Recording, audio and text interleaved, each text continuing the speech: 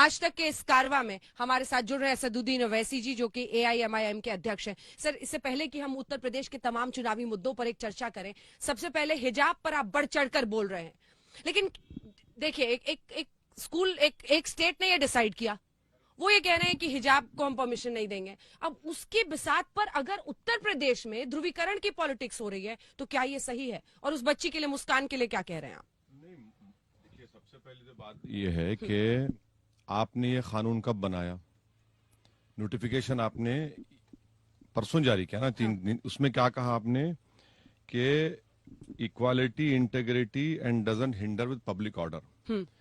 मैं कर्नाटका गवर्नमेंट को ये कहना चाह रहा हूं कि वो जाकर पुट्टू स्वामी जजमेंट पढ़ लें। पुट्टू स्वामी जजमेंट सुप्रीम कोर्ट ने कहा गया कि चॉइस फंडामेंटल राइट है, आप किसी से ये नहीं कह सकते कि क्या पहनना, क्या खाना। दूसरा, हम कर्नाटक सरकार से कहते हैं, केरला हाई कोर्ट का एक जजमेंट है जिसमें केरला हाई कोर्ट ने कहा कि scarf is protected under article 25(1). तीसरा, हम ये कहेंगे कि ये आर्टिकल 14 का वायलेशन है, आर्टिकल 15 का वायलेशन है, आर्टिकल 19 का वायलेशन है। सुप्रीम कोर्ट के एक जजमेंट है, नलसा वर्सेस यूनियन ऑफ इंडिया। ऐसे 3-4 जजमेंट्स हैं। ठीक है। अब मेरे को ये बताइए कि भाई, अगर कोई लड़की पहले से हिजाब पहन रही है, ये परसों नहीं पहना गया, अचानक आपको क्यों ख्याल आ गया भाई? और आप ये नोटिफिकेशन क्यों जारी करते? और सबसे अहम बात यह है कि नेशनल स्टैटिस्टिक्स ऑफिस का एक डेटा है जो मोदी सरकार ने दिया, जिसमें यह कहा गया कि 21.9 मुस्लिम गर्ल्स जो 3 और 25 साल के हैं, वो कभी एजुकेशन लिए ही नहीं। आपका नारा है बेटी पढ़ाओ बेटी बचाओ। ये बच्ची पढ़ रही है, कॉलेज में जाकर, स्कूल में पढ़ रही है। आप क्यों रोकना चाह रहे हो उनको? रोकने का मकसद क्या है आपका? आप तो पढ़ाइए ना। हाँ, हिजाब पहन रहे, हिजाब और निकाब जो है वो कुरान में आयत में लिखा हुआ है, कुरान की आयत में है, वो तो फर्ज है। हर एक महिला को आप नहीं पहनते अलग बात है, मगर वो तो उसका जिक्र है। और उस लड़की मुस्कान ने जो मजाहरा किया बहादुरी का, मैं कहता हूँ बिल्कुल बहादुरी का मजाहरा। अब एक 25-30 लड़के भाग कर आ रहे हैं, एक हुजूम, और नारे लगा रहे हैं, डरा रहे हैं। लोग ये नहीं बता रहे कि उसको अंदर आने से रोका गया था। उस लड़की को, वो अपना असाइनमेंट सबमिट करना चाह रही थी, वो लड़की आई, तो उसमें इसको ध्रुवीकरण राजनीति क्यों बोलेंगे? नहीं, लेकिन अगर सरकार का ऑर्डर है ना सर, तो कोर्ट में चैलेंज कीजिए। चैलेंज हुआ है ना, तो वही कह रही हूँ, उसका इंतजार कीजिए। पॉलिटिक्स क्यों? क्या कहते हैं वैसी साहब, कहते हैं अगर आज झुक गए तो हमेशा तुमको झुकाएंगे। क्यों? इसलिए कि उस लड़की ने जो बहादुरी दिखाई, चाहे वो अगर वो मुसलमान ना भी होती तो वैसी बोलता हुआ। तो मैंने अपनी तकरीर में, अब यही आप प्रॉब्लम है, मैंने उस तकरीर में कहा कि हर उस समाज को जिसको दबाया जा रहा है, कुचला जा रहा है, चाहे वो किसी मजहब का हो, दलित हो, कुछ हो, आपको अपनी लड़ाई लड़ना पड़ेगा। ये क्या बात है कि एक लड़की जा रही है और 25-30 का हुजूम उसको खामी नारे लगाएगा? ये कौन सा मिजाज है बताइए आप?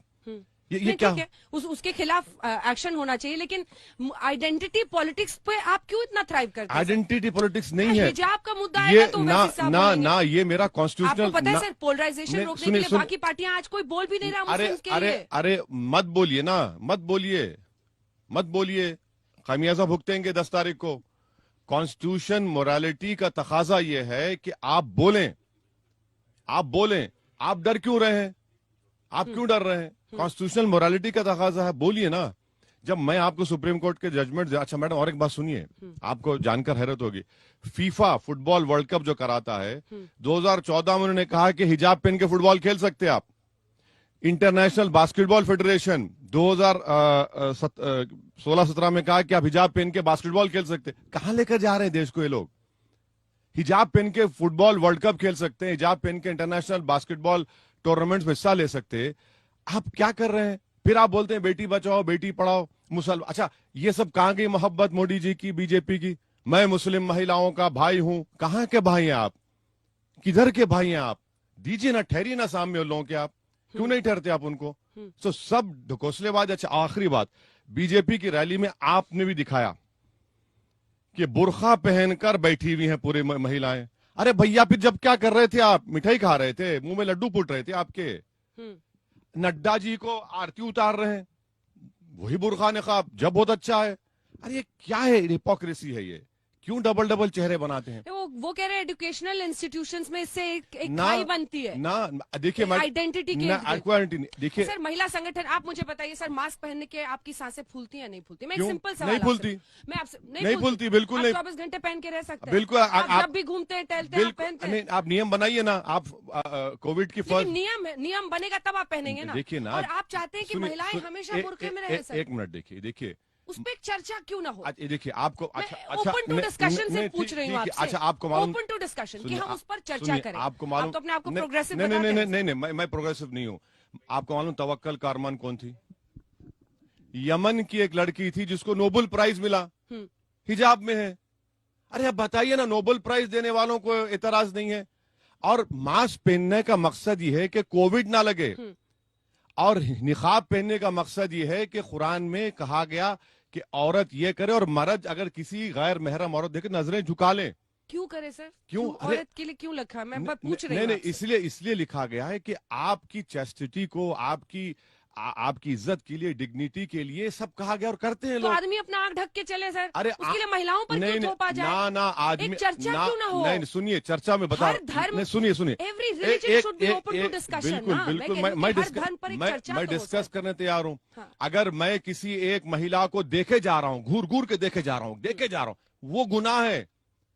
अगर मैं अंजना ओम कश्यप से बात कर रहा हूँ, एंकर है टीवी इंटरव्यू, तो मैं देख रहा हूँ, मगर अगर मैं किसी को देखे जा रहा हूँ तो भाई वो गुनाह है। नजर नीची करो।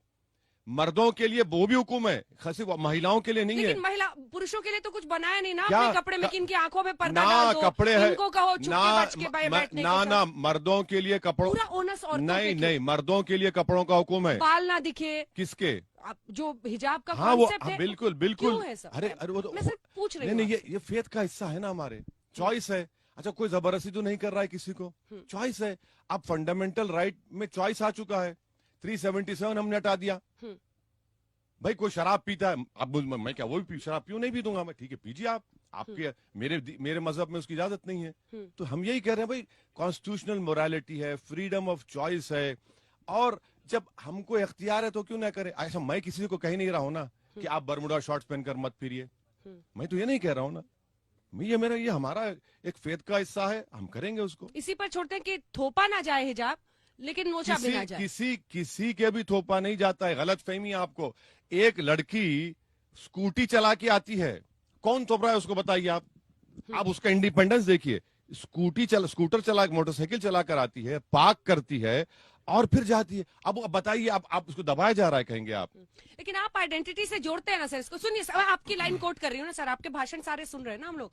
कहते हैं अगर मैं टोपी और दाढ़ी लेकर हाँ, देश की संसद में जा सकता हूँ तो हिजाब पहनकर बिल्कुल, बेटी क्यों नहीं आप उसको आइडेंटिटी से जोड़ रहे हैं। अरे योगी आदित्यनाथ क्या कर रहे हैं? मोदी जी के पास दाढ़ी है, बाल भी बढ़ा लिए थे, अब थोड़े कम हो गए। अब बोलेंगे, क्या बोलेंगे आप? हम क्या बोलेंगे?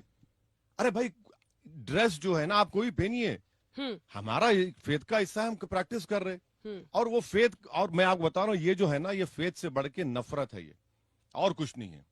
मैं बता रहा हूँ, ये नफरत है और कुछ नहीं है। ये सब फसाड है, ये असल चीज जो नफरत है। लेकिन कर्नाटक से निकला हुआ ध्रुवीकरण, पोलराइजेशन यहाँ पहुंचेगा ना, और पहुंच रहा है। कई जगहों पर तनाव है, चर्चा हो रही है, उसी पर आप कहीं पे निकलिए अरे सर। अंजना ओम कश्यप के शो में दिखाया जाता है, आज तक में टीवी पे लोग देख रहे हैं, यूट्यूब पे देख रहे हैं, फेसबुक पे कमेंट्स कर रहे हैं। मुस्कान का वीडियो वायरल हुआ है। हाँ बिल्कुल हुआ है, और मैं सलाम करता हूँ उस बच्ची के माँ बाप को, कितने बहादुर लड़की को पैदा किया। मामूली बात नहीं है। अगर वो मुस्कान नहीं होती, अगर लक्ष्मी होती, तब भी मैं तारीफ करता उसकी। इसलिए कि मेरी भी बेटियां हैं ना। एक लड़की खड़े होकर उनके सामने कह रही है, that is the stand of, क्या बोलना चाहिए, प्रोटेस्ट, आई विल नॉट बो डाउन, मैं झुकूंगी नहीं तुम्हारे चीख मारने से। ये हिम्मत पैदा करनी चाहिए महिलाओं में।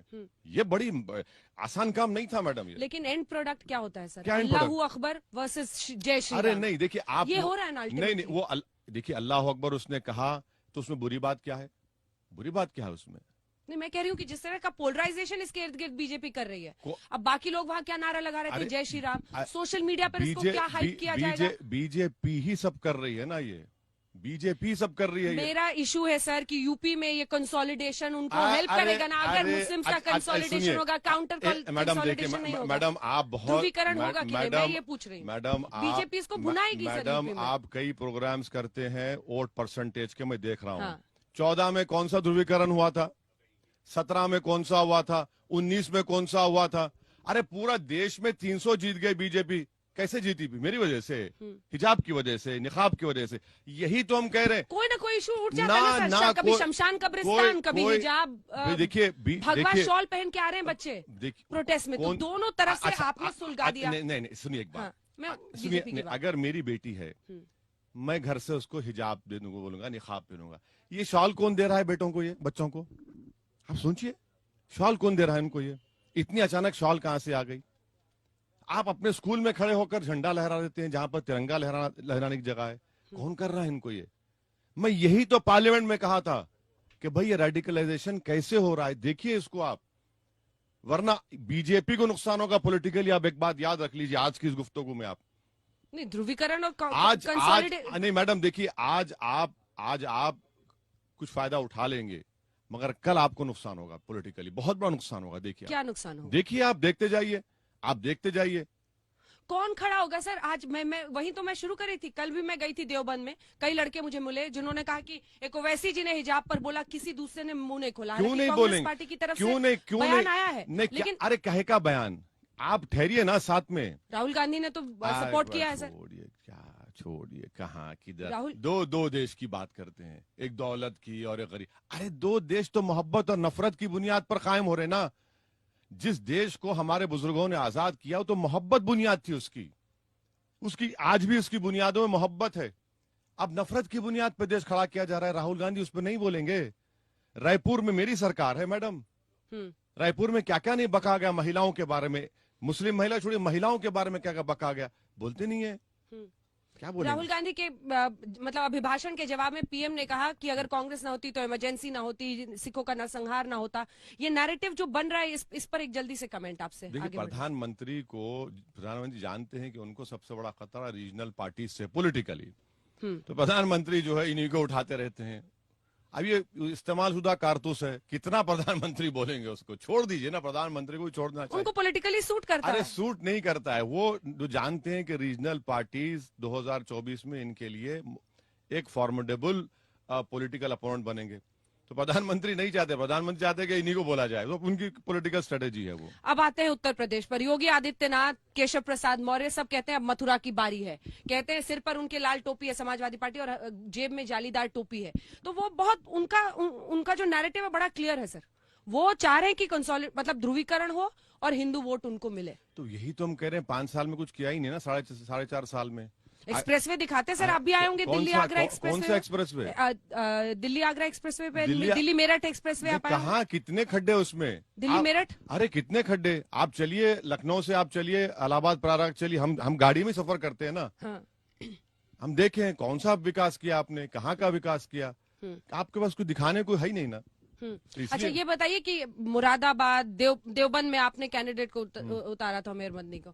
आप भी ऐसी सीटें खोज के पहुंच रहे हैं जहां पर 30% से ज्यादा मुस्लिम। अरे खोज के क्या करेंगे भाई? हम पिछले 5 साल से काम कर रहे हैं, कैंडिडेट पर हमारे संगठन है, लड़ेंगे ना मैडम। हाँ। खोज के क्या करना है? अरे ऐसी सीटें आप खोज रहे हैं ना जहां पर लड़ने से फायदा हो। ना ऐसे कोई बात नहीं। हाँ? खोजने क्या, मुस्लिम बहुल ना जो जीतने के लिए लड़ते हैं ना चुनाव, तो लड़ेंगे, क्यों नहीं लड़ेंगे? कोई बुरी बात क्या है उसमें? और हिजाब का इशू भी आप हर जगह उठा रहे होंगे, कैसा रिस्पांस? क्योंकि ट्रिपल तलाक पे मुझे याद है सर आप बहुत ज्यादा बोलना नहीं चाहते थे, लेकिन हिजाब पर आप बढ़ चढ़ कर बोल रहे, मुरादाबाद इन जगहों पर जब आप बोल रहे हैं, क्या रिस्पांस है लोगों का? 3 मरतबा ट्रिपल तलाक का बिल पार्लियामेंट में लाया गया, हम ही बोल रहे थे ना, कौन बोल रहा दूसरा? ये देखिए, ये एक बच्ची की बहादुरी की तारीफ करना बुरी बात नहीं है। हम कह रहे हैं अगर वो बच्ची मुस्कान नहीं होती, लक्ष्मी होती, तो हम तारीफ करते उसकी। किसी लड़कों को इख्तियार नहीं है कि आप जाके घेरे किसी लड़की को। क्या तमाशा है वो ये तो आप गुंडागर्दी कर रहे हैं ना। किसी महिला के खिलाफ कैसा करेंगे आप? नहीं कर सकते साहब। अरे भाई, किसी की बेटी है वो, किसी की कुछ भी औलाद हो सकती है, आप कैसे घेर के नारे लगाएंगे उसको? तो गलती है, ये गलत है। कर्नाटक सरकार ने क्यों किया? आपको क्या समझ में, इसकी नीयत, इसके पीछे की क्या दिखाई दे? कर्नाटक सरकार, बीजेपी में बहुत बड़े इंटरनल डिविजन्स हो चुके हैं, बहुत बुरी तरह से, और उनको समझ में नहीं आ रहा कि अपने इंटरनल डिविजन्स को कैसा करना। खुद मुख्यमंत्री अपने ही विधानसभा के म्युनिसिपल इलेक्शंस हार चुके हैं, तो इसीलिए सब तमाशे कर रहे हैं। आपको लग रहा है कि वहां से यूपी को भी अफेक्ट करने की कोशिश है? नहीं, अब क्या देखिए, अब यूपी को इफेक्ट होता नहीं होता मुझे नहीं मालूम। मोहसिन रजा मंत्री हैं यहाँ पर, वो कह रहे हैं कि जो भी होगा नियम से होगा। वो ये कह रहे हैं जो भी होगा नियम से होगा। देखिए, मोहसिन रजा साहब हो या योगी आदित्यनाथ हो, हम आपके जरिए से उनको एक बात पहुंचाना चाह रहे हैं। हाँ। मदरसा मॉडर्नाइजेशन स्कीम है गवर्नमेंट ऑफ इंडिया की। 5 साल में आपने अपना 40% का हिस्सा का 1 पैसा नहीं दिया। हजारों टीचर्स उस मदरसा में पढ़ाते, हिंदी पंडित लोग हैं, ब्राह्मण लोग जो हिंदी पढ़ाते, उनको तनख्वाह नहीं दी गई। मैथ्स पढ़ाते हैं, साइंस, 5 साल से 1 पैसा ना इन्होंने दिया ना मोदी सरकार ने दिया, और दावे करते हैं मदरसा मॉडर्नाइजेशन स्कीम की। आप झूठ कह रहे हैं, मैं आपको सच्चाई से कह रहा हूं। 4.5 साल में 1 पैसा उन्होंने मदरसा मॉडर्नाइजेशन नहीं दिया है। ये कौन सी बात करते हैं उनका मंत्री जी? स्कीम तो क्लियर है ना सर। वो देवबंद में एटीएस का सेंटर खोल रहे हैं ट्रेनिंग का। अरे वो कह रहे हैं देवबंद का तालिबान से रिश्ता है। नहीं, गलत है, गलत है। सीधा जो उम्मीदवार है कुंवर ब्रजेश सिंह, कल उन्होंने हमारे शो में कहा, सीधा कहा देवबंद का सीधा रिश्ता तालिबान से निकला अफगानिस्तान में, तो हमने एटीएस का यहाँ कमांडो ट्रेनिंग सेंटर बना दिया। अगर वो थम्स अप है तो मैं कुछ नहीं कर सकता उनको। यही देवबंद के लोग थे जिन्होंने रेशमी रुमाल तहरीक शुरू की, माल्टा की जेल में सालों रहे। यही देवबंद के लोगों ने आजाद टू नेशन थ्योरी की रिजेक्ट किया उसको। तालिबान, देखिए, देवबंद एक स्कूल ऑफ थॉट है, और पाकिस्तान में भी है, वो उनका अलग मामला है। मगर जितने देवबंद के स्कॉलर्स हैं वो भारत की जमीन से मोहब्बत करने वाले हैं। उनकी वफादारी पर शक करने वाला भारत का दुश्मन है, कह रहा हूं मैं। क्या मतलब है? आप तारीख जानते देवबंद की? नहीं जानते ना आप। कौन थे ये लोग जो रेशमी रुमाल तहरीक शुरू किए? कौन थे वो लोग जो जिना के पैगाम को ठुकराया? कौन थे ये लोग? आप जानते ही नहीं है। सर कि रेशमी रुमाल से मामला हिजाब तक आ चुका है। रेशमी रुमाल आंदोलन अपनी जगह पर ना था, हिजाब ना पर मामला आ ना गया है। वो जो रेशमी रुमाल शुरू किए, उन्होंने ही दीन को अपनाया था। हिजाब, निकाब, दाढ़ी, सुन्नत, कुरान सब मानते थे। वो असदुद्दीन ओवैसी, उनके पैरों की धूल भी नहीं है उन लोगों की। वो आप कह रहे हैं उसको कि अफगानिस्तान तालिबान। अरे भैया, कौन सा अफगानिस्तान तालिबान से इनका रिश्ता है? झूठ कह रहे हैं। देवबंद के होंगे, मगर इस देवबंद जो भारत के हैं, क्या है उनका ताल्लुक है? ATS centre, commando training centre खोल रहे हैं वहाँ अरे पर। खोलिए ना। हम तो ये कह रहे हैं कि मैं तो पार्लियामेंट में कहा हूं कि इंटरनल सिक्योरिटी डिपार्टमेंट जो एमएचए का है, उसमें हर रिलीजन का एक एंटी रेडिकलाइज सेंटर खोलिए। आप क्यों नहीं खोल रहे? आप कहाँ खोले? मिनिस्ट्री ऑफ होम अफेयर्स में इंटरनल सिक्योरिटी डिपार्टमेंट है, उसमें आप हर रिलीजन के लिए डी रेडिकलाइजेशन सेंटर खोलिए। क्यों नहीं खोलते आप? 1 दिसंबर 2015 को मैंने कहा था, आज भी कह रहा हूं, खोलिए ना आप। हर रिलीजन में रेडिकलाइजेशन हो तो देखिए, कंट्रोल करिए आप। वो तो हिजाब को भी रेडिकलाइजेशन का एक्सटेंशन मांगते हैं ना सर। गलत है। उनकी थ्योरी तो सही, बिल्कुल गलत है, क्लियर है उनकी। बिल्कुल गलत है। इसका मतलब हर दाढ़ी वाला रेडिकलाइज है, हर टोपी पहनने वाला रेडिकलाइज है। वो तो स्कूल इंस्टीट्यूशंस में लगा रहे। आप सोचिए 3 दिन गलत, से स्कूल कॉलेज बंद कर दिया। आप बंद लेकिन कर, पीछे हटने ना को तैयार नहीं। आप बंद कर दिए, मगर ये बात बिल्कुल झूठ है कि एक हिजाब पहनने वाली लड़की रेडिकलाइज। कैसे रेडिकलाइज होगी? कैसे रेडिकलाइज? तो पढ़ रही है जाकर। आपको पिछला चुनाव याद है सर, उत्तर प्रदेश का? ऐसे मंत्री नेता थे बाल्यान से लेकर राणा तक, जो ये कह रहे थे कि बुर्का पहनकर लोग आ रहे थे और प्रॉक्सी वोट कर रहे थे। अब ये वो तो एक लाइन पे चल रहे हैं। देखिए, हम आपको बुर्खे के कई फोटो दिखा देंगे जिनके चेहरे बाद में मालूम हुआ कि बीजेपी के हैं। वो सोशल मीडिया पे दिखा देंगे आपको। क्या करेंगे वो? तो उसको क्या करेंगे आप? भाई, आपको, अगर आप वुमेन एम्पावरमेंट की बात कर रहे हैं तो एम्पावरमेंट आप तय करेंगे कि मैं कपड़े कैसे पहनूं? ये क्या बात है? आप स्कूल खोलते, आप मदरसों को पैसे नहीं थे, उन मदरसों में आपने बच्चियां पढ़ती हैं। हम पार्लियामेंट उठाए, मुख्तार अब्बास नकवी ने एश्योरेंस दिया, झूठ कहा पार्लियामेंट को, मिसलीड किया उन्होंने, अब तक पैसे नहीं गए उन मदरसों को। अच्छा, स्कूल्स इंस्टीट्यूशंस में रिलीजियस आइडेंटिटी का एस्टैब्लिश होना क्या जरूरी है? मैं आपसे एक ओपन सवाल पूछूं। पहले मेरा सवाल समझ। मैं ये नहीं कह रहा, जैसे आप कल भाषण में कह रहे थे कि आज शाम में टीवी वाले शुरू हो जाएंगे कि घूंघट नहीं है तो अब बुर्का क्यों पहन के घूमते हो, दबा रहे हैं महिलाओं को, इनको प्यार हो रहा है। बट मैं आपसे पूछ रही हूँ, आप तो नहीं कहना? नहीं कहना। देखिए भाई, देखिए हमारी बात, सवाल मैं कह रही हूँ कि क्या रिलीजियस आइडेंटिटी की जरूरत है स्कूल में? ये मेरी क्या स्कूल में जरूरत है? क्या संविधान खत्म हो जाता स्कूल में? क्या संविधान नहीं खत्म होता? नहीं, आपको आजादी है। हाँ, बिल्कुल वही हम कह रहे हैं। अगर ये प्रधानमंत्री कहते हैं कि देश एक जीवित आत्मा है, तो संविधान भी एक जीवित आत्मा है। फिर संविधान मुर्दा नहीं है, किताब नहीं है। अगर कोई लड़का लड़की स्कूल के गेट्स में आता है तो तब भी संविधान साथ रहता है उसके। सिविक्स में पढ़ाया जाता है, इट्स अ लिविंग डॉक्यूमेंट। हाँ, फिर अब प्रधानमंत्री को कोई बताए बात, वो मगर अगर मैं जा रहा हूँ स्कूल में, मेरी लड़की जा रही है, मेरा बेटा है, तो क्या संविधान खत्म हो जाता? उनके नहीं खत्म होता ना। It doesn't. Constitution is always there to protect them, to protect their rights. वो हरेगा वो। तो आपको लग रहा है कि अब ये कोर्ट से इसका निपटारा हो जाएगा? अब देखिए, कोर्ट हियरिंग कर रहा है। हाँ। और जो पिटिशनर के वकील है, उन्होंने कहा कि मैं ब्राह्मण हूं, मेरा बेटा स्कूल को जाता है वो जो माथे पे तिलक लगाकर। वो कह रहे हैं, मैं तारीफ करता हूं, सलाम करता हूं वकील साहब को। उन्होंने कोर्ट को बताया, जज को, कि सर ये क्या है। आप देखिए मैडम, ये जो है ना एक मल्टी कल्चरल कंट्री है ये, और हमेशा रहेगा। इस देश की खूबसूरती है कि इसमें, इस देश में लाखों हजारों कल्चर्स हैं, रिलीजन्स हैं। इसको हम मानते ही नहीं है। अगर आप इसको एक ही तरह से करना चाहेंगे, नहीं होगा, वो नहीं कर सकते उसको आप। वैसे जी, वैसे तो प्लान था कि पूरा मुरादाबाद शहर आपके साथ घूमते और बस पे दिखाते बारिश, लेकिन इतनी ज्यादा हो गई। लेकिन मुझे पता था सर, देवबंद मुरादाबाद यहीं कहीं मुझे वैसे नहीं, बारिश भी हमारी वजह से हुई। अब आप बोल दीजिए, आप यही मिलेंगे। अरे हमने शायद हम रात में ज्यादा दुआ कर दिए कि अंजान ओम कश्यप के साथ बस में ना फिरे तो बारिश हो गया। बोल दीजिए आप। मुझे बताइए, कहाँ कहाँ घूम रहे हैं आप उत्तर प्रदेश में? कैसी सीटों पर आपका टारगेट है? या 100 में से? और ये एक और खबर आई है, मैं चाहती हूँ आप इसकी पुष्टि करें। हम लोग देवबंद में शो कर रहे थे, जो उमर मदनी है, जो महमूद मदनी के भतीजे हैं, पता चला कि वो शायद मामला उनका खिसक गया है। वो कह रहे हैं कि अब नहीं चुनाव लड़ेंगे AIM से। ऐसा कुछ है क्या? नहीं, कोई बात नहीं, ऐसी कोई बात नहीं। लड़ रहे हैं चुनाव, अच्छी तरह से लड़ रहे हैं। हम मुश्किल हो रहा है क्या आपको? नहीं, हम जा रहे हैं वहाँ पे, कल या परसों जाएंगे हम वहाँ पर, देवबंद में। हाँ, देवबंद जा रहे हैं। कैंडिडेट खोजने मुश्किल तो नहीं हो रही? नहीं, बिल्कुल नहीं। मुख्तार अंसारी टाइप लोगों को भी आप टिकट ऑफर कर ही देते हैं। अरे नहीं, कहाँ है बताइए, चलिए बताइए कहाँ है, एक नाम बताइए। चलिए, हमने खबर सुनी अरे कि मुख्तार अंसारी को आपने ऑफर ना, किया है नहीं टिकट। दिया, कहाँ दिया। वो तो उनके भाई तो सपा में चले गए, उनके दूसरे बड़े भाई BSP के MP हैं। अरे हमारे से क्यों जुड़ा जाता है? हम तो, वो तो अलग पार्टी में है, उनका एक इंडिपेंडेंट स्टैंड है, कुछ नहीं है सर। आपराधिक छवि वाले किसी को नहीं देंगे, हम नोट कर ले इस बात। नहीं, ऑन रिकॉर्ड बोल रहे हैं। नहीं, सुनिए, हम पे भी क्रिमिनल केस है, क्या करेंगे आप? कोर्ट देखेगा ना। जब तक कोर्ट फैसला नहीं करेगा, हम कैसा किसी को क्रिमिनल घोषित कर देंगे? हमारे इख्तियार में नहीं है वो। आजम खान, नाहिद हसन को भी डिफेंड करेंगे आप? ऐसे ही मामले उन पर भी क्या हैं। जेल में जो लोग हैं उनको टिकट दिया जा रहा है। बीजेपी ने नहीं दिया किसी को, अभी एक को भी नहीं दिया बीजेपी ने। उनके पास तो 100 से ज्यादा हैं, जैसे वो खुद मान रहे हैं। हाँ, फिर लेकिन वही बात कहते हैं जो आप कह रहे हैं कि ये तो पॉलिटिकल मामले हैं जो हम पे दर्ज किए गए हैं। बिल्कुल, कोर्ट जब तक तय नहीं करेगा, आपको इख्तियार है इलेक्शन लड़ने का। कैराना में जिस शख्स का वीडियो वायरल हुआ, नाहिद हसन, सबको कह रहा था कि यहाँ से सामान मत खरीदो, व्यापारियों को यहाँ से पलायन होने दो, ऐसे शख्स को भी आप डिफेंड करेंगे? नहीं, ये नाहिद हसन साहब, उनकी फैमिली और उनकी पार्टी को बोलना चाहिए। मैं क्यों बोलूंगा उस बारे में? उनकी पार्टी बोले ना। मैं कब से उनका स्पोक्स पर्सन बन गया? ऐसे लोगों को टिकट दिया जाना चाहिए, नहीं दिया जाना नहीं, चाहिए? देखिए, संविधान के लिहाज से टिकट दिया जा सकता है उनको। जो कोर्ट तय करेगा, कोर्ट अगर क्रिमिनल करेगा तो खत्म हो गया मामला, नहीं करेगा तो लड़ेंगे।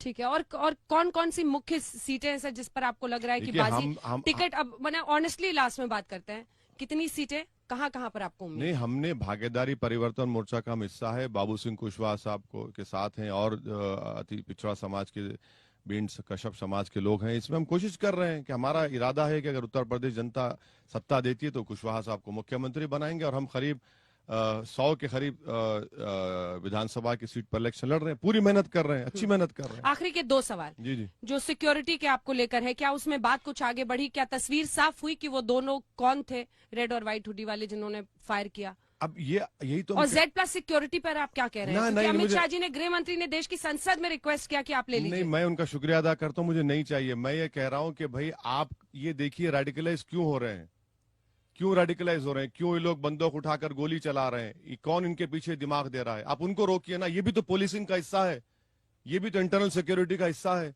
कि इनको बुलेट पर भरोसा है, बैलेट पर नहीं है, इनको संविधान पर भरोसा नहीं है, अपनी नफरत पर इनको एतमाद है। तो मुझे एक कैटेगरी का स्टेटस बनाइए आप, मुझे वो शहरी हुकूक दीजिए ना, मुझे वो चाहिए। और क्या मेरी जान बचने से सबकी जान बच जाएगी? अरे आप कितने गरीब लोग, कितने महिलाओं का क्या होता है? आप क्या कर रही है सरकार, बताइए? आप कुछ नहीं कर रही है ना।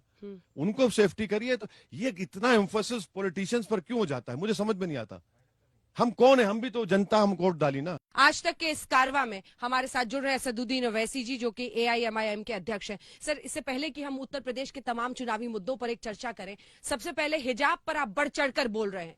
लेकिन देखिए, एक स्कूल, एक स्टेट ने यह डिसाइड किया, वो ये कह रहे हैं कि हिजाब को हम परमिशन नहीं देंगे। अब उसकी बिसात पर अगर उत्तर प्रदेश में ध्रुवीकरण की पॉलिटिक्स हो रही है तो क्या ये सही है? और उस बच्ची के लिए, मुस्कान के लिए क्या कह रहे हैं आप? देखिए, सबसे पहले तो बात ये है कि आपने ये कानून कब बनाया? नोटिफिकेशन आपने परसों जारी किया ना, 3 दिन। उसमें क्या कहा आपने कि equality, integrity and doesn't hinder with public order. मैं कर्नाटका गवर्नमेंट को ये कहना चाह रहा हूं कि वो जाकर पुट्टू स्वामी जजमेंट पढ़ लें। पुट्टू स्वामी जजमेंट सुप्रीम कोर्ट ने कहा कि चॉइस फंडामेंटल राइट है, आप किसी से ये नहीं कह सकते कि क्या पहनना, क्या खाना। दूसरा, हम कर्नाटक सरकार से कहते हैं, केरला हाई कोर्ट का एक जजमेंट है जिसमें केरला हाई कोर्ट ने कहा कि scarf is protected under article 25(1). तीसरा, हम ये कहेंगे कि ये आर्टिकल 14 का वायलेशन है, आर्टिकल 15 का वायलेशन है, आर्टिकल 19 का वायलेशन है। सुप्रीम कोर्ट के एक जजमेंट है, नलसा वर्सेस यूनियन ऑफ इंडिया। ऐसे 3-4 जजमेंट्स हैं। ठीक है। अब मेरे को ये बताइए कि भाई, अगर कोई लड़की पहले से हिजाब पहन रही है, ये परसों परसों नहीं पहना गया, अचानक आपको क्यों ख्याल आ गया भाई? और आप ये नोटिफिकेशन क्यों जारी करते? और सबसे अहम बात यह है कि नेशनल स्टैटिस्टिक्स ऑफिस का एक डेटा है जो मोदी सरकार ने दिया, जिसमें यह कहा गया कि 21.9 मुस्लिम गर्ल्स जो 3 और 25 साल के हैं, वो कभी एजुकेशन लिए ही नहीं। आपका नारा है बेटी पढ़ाओ बेटी बचाओ। ये बच्ची पढ़ रही है, कॉलेज में जाकर, स्कूल में पढ़ रही है। आप क्यों रोकना चाह रहे हैं उनको? रोकने का मकसद क्या है आपका? आप तो पढ़ाइए ना। हाँ, हिजाब पहन रहे, हिजाब और निकाब जो है वो कुरान में आयत में लिखा हुआ है, कुरान की आयत में है, वो तो फर्ज है हर एक महिला को। आप नहीं पहनते अलग बात है, मगर वो तो उसका जिक्र है।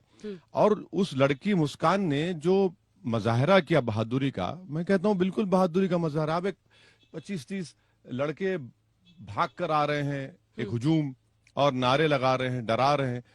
लोग ये नहीं बता रहे कि उसको अंदर आने से रोका गया था। उस लड़की को, वो अपना असाइनमेंट सबमिट करना चाह रही थी, वो लड़की आई, तो उसमें इसको ध्रुवीकरण राजनीति क्यों बोलेंगे? नहीं, लेकिन अगर सरकार का ऑर्डर है ना सर, तो कोर्ट में चैलेंज कीजिए। चैलेंज हुआ है ना, तो वही कह रही हूँ, उसका इंतजार कीजिए। पॉलिटिक्स क्यों? क्या कहते हैं वैसी साहब कहते हैं, अगर आज झुक गए तो हमेशा तुमको झुकाएंगे। क्यों?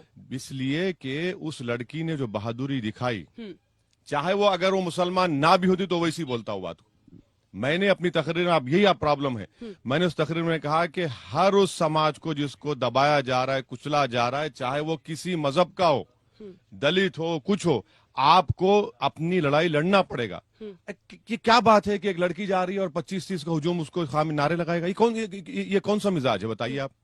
ये क्या है? उसके खिलाफ एक्शन होना चाहिए, लेकिन आइडेंटिटी पॉलिटिक्स पे आप क्यों इतना थ्राइव करते हैं? आइडेंटिटी पॉलिटिक्स नहीं है, हिजाब का मुद्दा ये है तो ना ये मेरा कॉन्स्टिट्यूशनल। आपको पता है सर, पोलराइजेशन रोकने के लिए बाकी पार्टियां आज कोई बोल भी नहीं रहा मुस्लिम्स के लिए। अरे मत बोलिए ना, मत बोलिए, खामियाजा भुगतेंगे 10 तारीख को।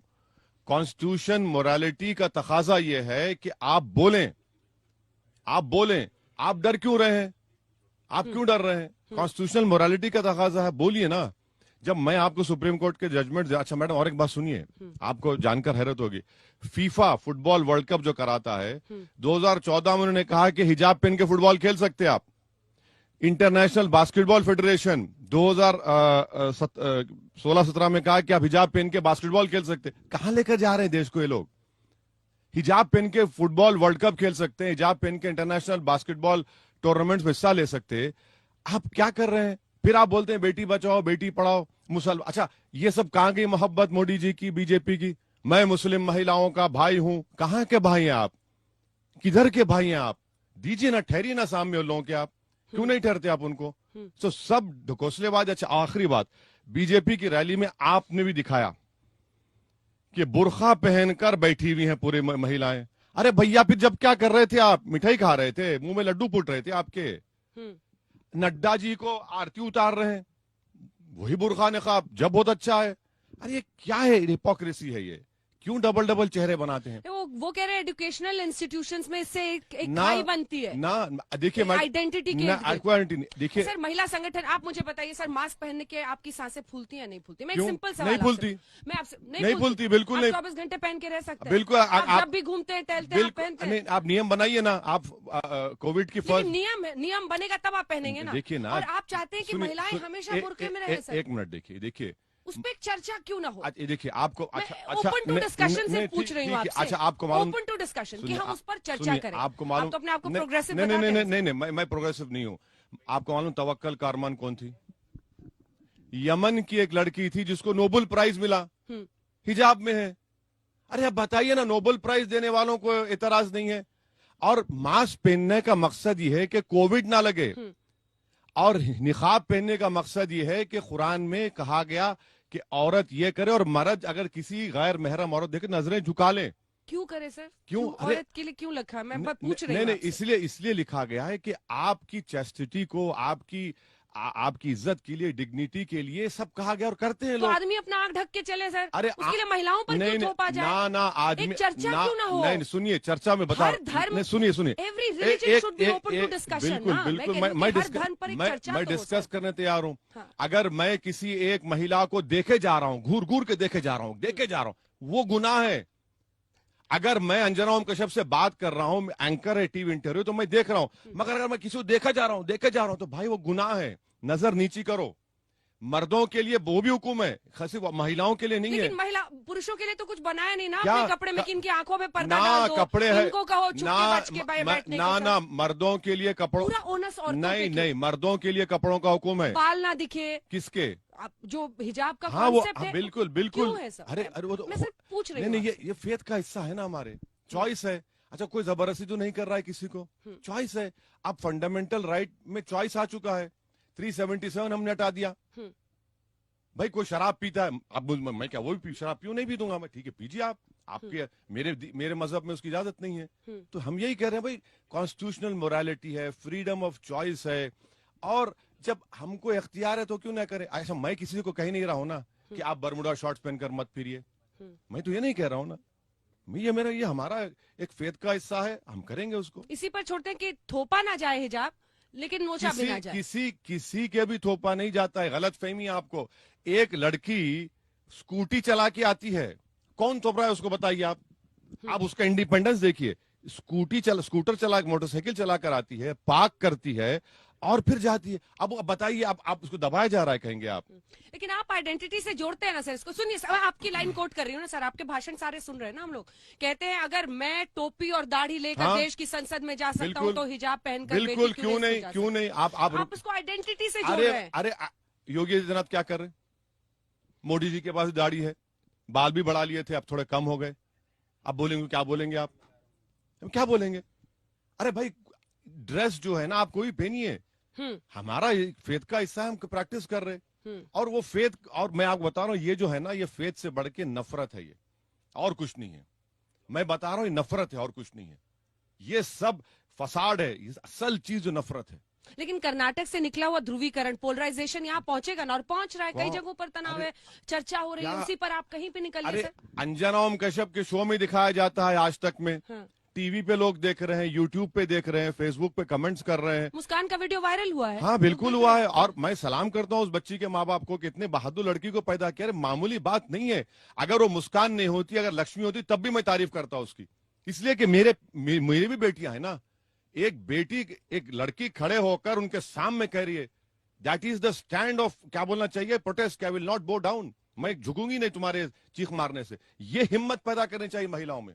ये बड़ी आसान काम नहीं था मैडम ये। लेकिन एंड प्रोडक्ट क्या होता है सर? क्या अल्लाहू अकबर वर्सेस जय श्री राम। अरे नहीं, देखिए आप, ये हो रहा है ना नहीं वो देखिए, अल्लाह अकबर उसने कहा तो उसमें बुरी बात क्या है? बुरी बात क्या है उसमें?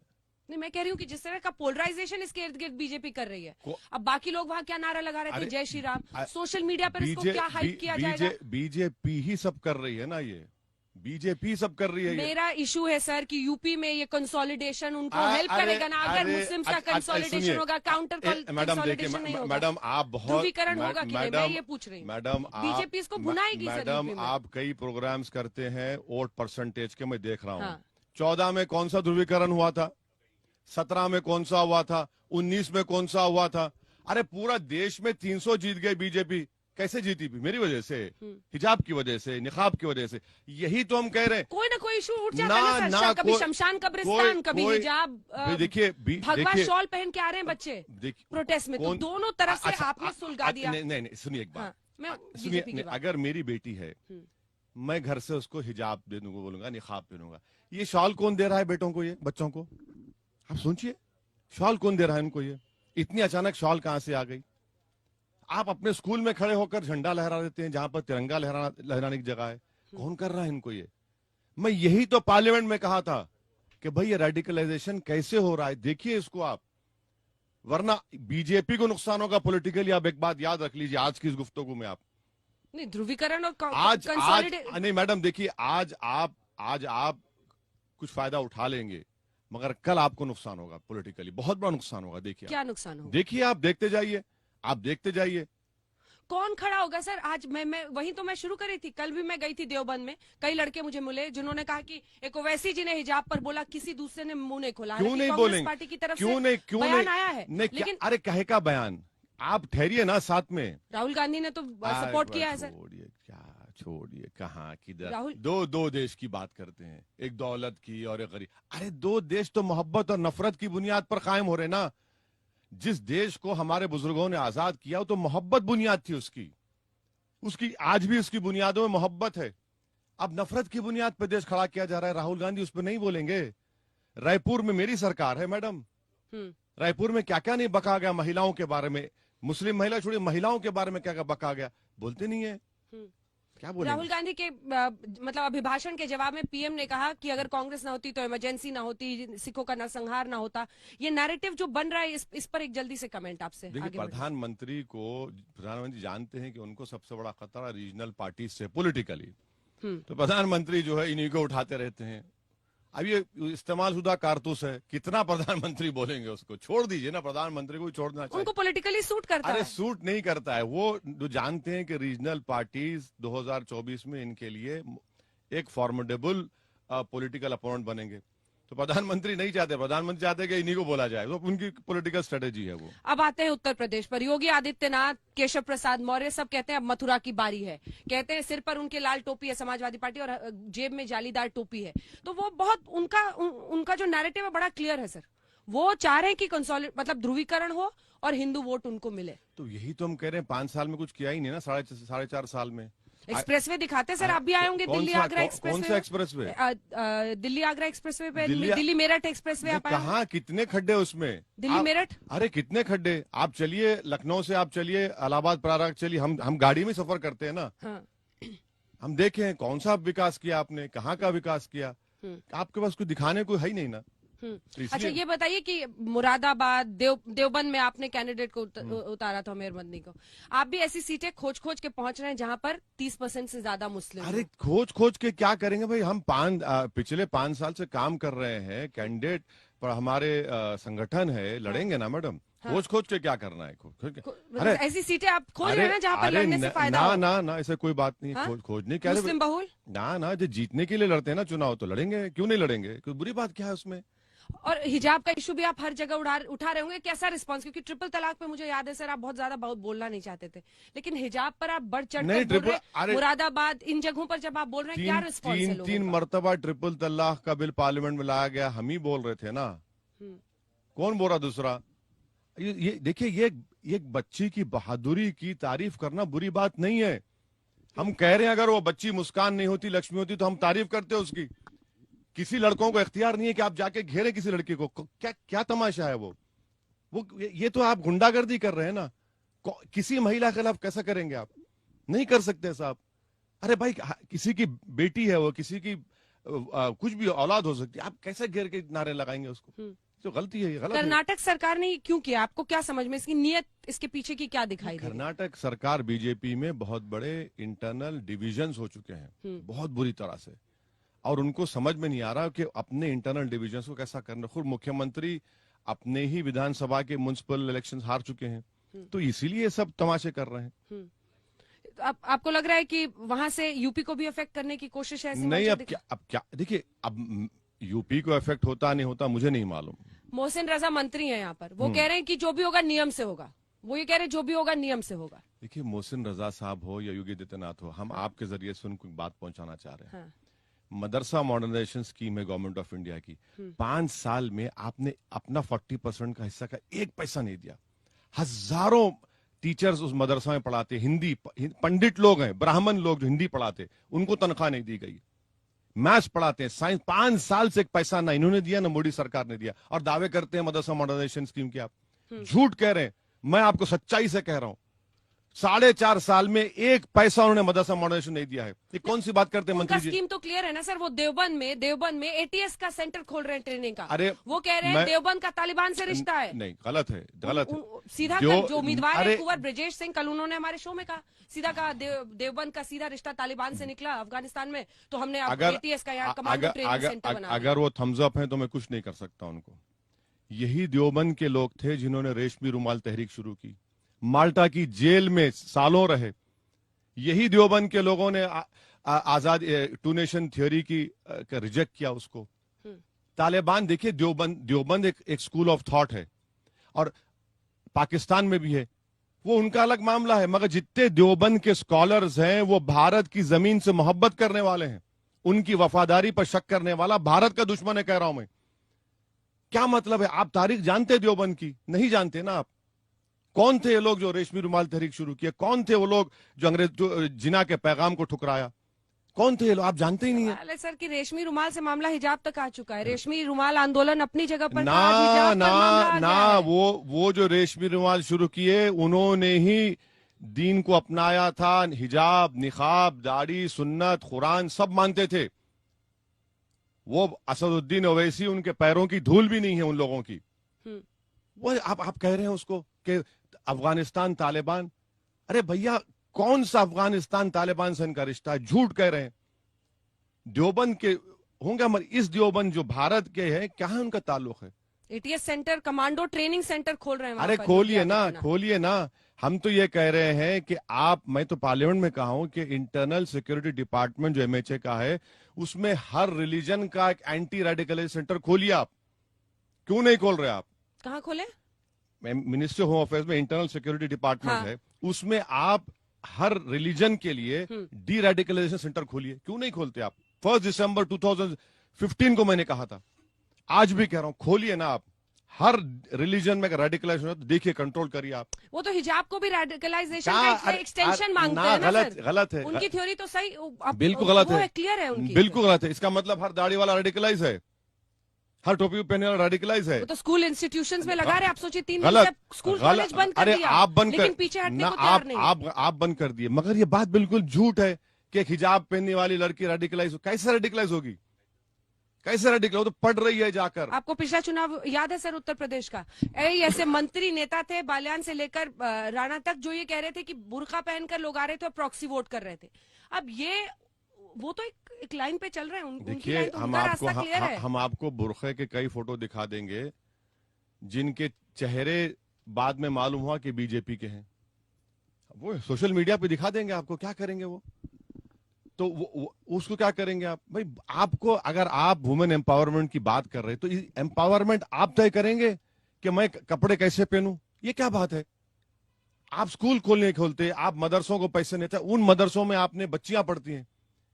हम पार्लियामेंट में उठाए, मुख्तार अब्बास नकवी ने एश्योरेंस दिया, झूठ कहा पार्लियामेंट को, मिसलीड किया उन्होंने, अब तक पैसे नहीं गए उन मदरसों को।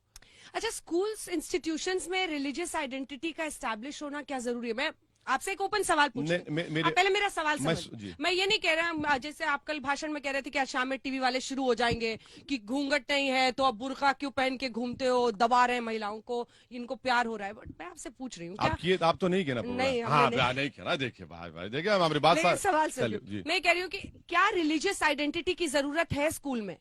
ये मेरी क्या स्कूल में जरूरत है? क्या संविधान खत्म हो जाता स्कूल में? क्या संविधान नहीं खत्म होता? आपको आजादी है। हाँ, बिल्कुल वही हम कह रहे हैं। अगर ये प्रधानमंत्री कहते हैं कि देश एक जीवित आत्मा है, तो संविधान भी एक जीवित आत्मा है। फिर संविधान मुर्दा नहीं है, किताब नहीं है।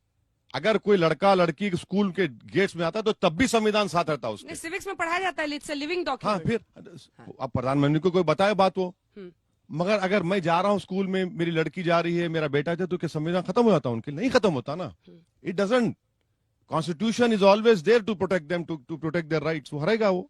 तो आपको लग रहा है कि अब ये कोर्ट से इसका निपटारा हो जाए? अब देखिए, कोर्ट हियरिंग कर रहा है। हाँ। और जो पिटिशनर के वकील है, उन्होंने कहा कि मैं ब्राह्मण हूं, मेरा बेटा स्कूल को जाता है वो जो माथे पे तिलक लगाकर। वो कह रहे हैं, मैं तारीफ करता हूं, सलाम करता हूं वकील साहब को। उन्होंने कोर्ट को बताया, जज को, कि सर ये क्या है। आप देखिए मैडम, ये जो है ना एक मल्टी कल्चरल कंट्री है ये, और हमेशा रहेगा। इस देश की खूबसूरती है कि इसमें, इस देश में लाखों हजारों कल्चर्स हैं, रिलीजन्स हैं। इसको हम मानते ही नहीं है। अगर आप इसको एक ही तरह से करना चाहेंगे, नहीं होगा, वो नहीं कर सकते उसको आप। वैसे जी, वैसे तो प्लान था कि पूरा मुरादाबाद शहर आपके साथ घूमते और बस पे दिखाते बारिश, लेकिन इतनी ज्यादा हो गई। लेकिन मुझे पता था सर, देवबंद मुरादाबाद यही कहीं मुझे वैसे। नहीं, बारिश भी हमारी वजह से हुई। अब आप बोल दीजिए, आप यही मिलेंगे। अरे हमने शायद हम रात में ज्यादा दुआ कर दिए कि अंजना ओम कश्यप के साथ बस में ना फिरे तो बारिश हो गया। बोल दीजिए आप। मुझे बताइए, कहाँ कहाँ घूम रहे हैं आप उत्तर प्रदेश में? कैसी सीटों पर आपका टारगेट है? या 100 में से? और एक और खबर आई है, मैं चाहती हूँ आप इसकी पुष्टि करें। हम लोग देवबंद में शो कर रहे थे, जो उमेर मदनी है, जो महमूद मदनी के भतीजे हैं, पता चला कि वो शायद मामला उनका खिसक गया है। वो कह रहे हैं कि अब नहीं चुनाव लड़ेंगे AIM से। ऐसा कुछ है क्या? नहीं, कोई बात नहीं, ऐसी कोई बात नहीं। लड़ रहे हैं चुनाव, अच्छी तरह से लड़ रहे हैं। हम मुश्किल हो रहा है क्या आपको? नहीं, हम जा रहे हैं वहाँ पे, कल या परसों जाएंगे हम वहाँ पर, देवबंद में। हाँ, देवबंद जा रहे हैं। कैंडिडेट खोजने मुश्किल तो नहीं हो रही? नहीं, बिल्कुल नहीं। मुख्तार अंसारी टाइप लोगों को भी आप टिकट ऑफर कर ही देते हैं। अरे नहीं, कहाँ है बताइए, चलिए बताइए कहाँ है, एक मैम बताइए। चलिए, हमने खबर सुनी अरे कि मुख्तार अंसारी को आपने ऑफर ना किया है नहीं टिकट। दिया, कहाँ दिया? वो तो उनके भाई तो सपा में चले गए, उनके दूसरे बड़े भाई BSP के MP हैं। अरे हमारे से क्यों जुड़ा जाता है? हम तो, वो तो अलग पार्टी में है, उनका अलग, उनका एक इंडिपेंडेंट स्टैंड है। कुछ नहीं है सर। आपराधिक छवि वाले किसी को नहीं देंगे, हम नोट कर लें इस बात। नहीं, ऑन रिकॉर्ड बोल रहे हैं। नहीं, सुनिए, हम पे भी क्रिमिनल केस है। क्या करेंगे आप? कोर्ट देखेगा ना। जब तक कोर्ट फैसला नहीं करेगा, हम कैसा किसी को क्रिमिनल घोषित कर देंगे? हमारे इख्तियार में नहीं है वो। आजम खान, नाहिद हसन को भी डिफेंड करेंगे आप? ऐसे ही मामले उन पर भी है क्या? जेल में जो लोग हैं उनको टिकट दिया जा रहा है। बीजेपी ने नहीं दिया किसी को, अभी एक को भी नहीं दिया बीजेपी ने। उनके पास तो 100 से ज्यादा हैं, जैसे वो खुद मान रहे हैं। हाँ, फिर लेकिन वही बात कहते हैं जो आप कह रहे हैं कि ये तो पॉलिटिकल मामले हैं जो हम पे दर्ज किए गए हैं। बिल्कुल, कोर्ट जब तक तय नहीं करेगा, आपको इख्तियार है इलेक्शन लड़ने का। कैराना में जिस शख्स का वीडियो वायरल हुआ, नाहिद हसन, सबको कह रहा था कि यहाँ से सामान मत खरीदो, व्यापारियों को यहाँ से पलायन होने दो, ऐसे शख्स को भी आप डिफेंड करेंगे? नहीं, ये नाहिद हसन साहब, उनकी फैमिली और उनकी पार्टी को बोलना चाहिए। मैं क्यों बोलूंगा उस बारे में? उनकी पार्टी बोले ना। मैं कब से उनका स्पोक्स पर्सन बन गया? ऐसे लोगों को टिकट दिया जाना चाहिए, नहीं दिया जाना नहीं, देखिए, संविधान के लिहाज से टिकट दिया जा सकता है उनको। जो कोर्ट तय करेगा, कोर्ट अगर क्रिमिनल करेगा तो खत्म हो गया मामला, नहीं करेगा तो लड़ेंगे। ठीक है। और कौन कौन सी मुख्य सीटें हैं सर जिस पर आपको लग रहा है कि बाजी टिकट? अब मैंने ऑनेस्टली लास्ट में बात करते हैं, कितनी सीटें कहाँ पर आपको उम्मीद? नहीं, हमने भागीदारी परिवर्तन मोर्चा का हम हिस्सा है, बाबू सिंह कुशवाहा साहब को के साथ हैं, और अति पिछड़ा समाज के बींड कश्यप समाज के लोग हैं। इसमें हम कोशिश कर रहे हैं कि हमारा इरादा है कि अगर उत्तर प्रदेश जनता सत्ता देती है तो कुशवाहा साहब को मुख्यमंत्री बनाएंगे, और हम करीब 100 के करीब विधानसभा की सीट पर इलेक्शन लड़ रहे हैं। पूरी मेहनत कर रहे हैं, अच्छी मेहनत कर रहे हैं। आखिरी के 2 सवाल। जी। जो सिक्योरिटी के आपको लेकर है, क्या उसमें बात कुछ आगे बढ़ी? क्या तस्वीर साफ हुई कि वो दोनों कौन थे, रेड और व्हाइट हुडी वाले जिन्होंने फायर किया? अब यही तो। और Z+ सिक्योरिटी पर आप क्या कह रहे हैं? क्योंकि अमित शाह जी ने, गृह मंत्री ने देश की संसद में रिक्वेस्ट किया कि आप ले लीजिए। नहीं, मैं उनका शुक्रिया अदा करता हूं, मुझे नहीं चाहिए। मैं ये कह रहा हूं कि भाई आप ये देखिए, रेडिकलाइज क्यों हो रहे हैं, क्यों रेडिकलाइज हो रहे हैं, क्यों ये लोग बंदूक उठाकर गोली चला रहे हैं, कौन इनके पीछे दिमाग दे रहा है? आप उनको रोकिए ना। ये भी तो पुलिसिंग का हिस्सा है, ये भी तो इंटरनल सिक्योरिटी का हिस्सा है कि इनको बुलेट पर भरोसा है, बैलेट पर नहीं है, इनको संविधान पर भरोसा नहीं है, अपनी नफरत पर इनको एतमाद है। तो मुझे एक कैटेगरी का स्टेटस बनाइए आप, मुझे वो शहरी हुकूक दीजिए ना, मुझे वो चाहिए। और क्या मेरी जान बचने से सबकी जान बच जाएगी? अरे आप कितने गरीब लोग, कितने महिलाओं का क्या होता है? आप क्या कर रही है सरकार, बताइए? आप कुछ नहीं कर रही है ना। उनको सेफ्टी करिए। तो ये इतना एम्फोसिस पॉलिटिशियंस पर क्यों हो जाता है, मुझे समझ में नहीं आता। हम कौन है? हम भी तो जनता, हम वोट डाली ना।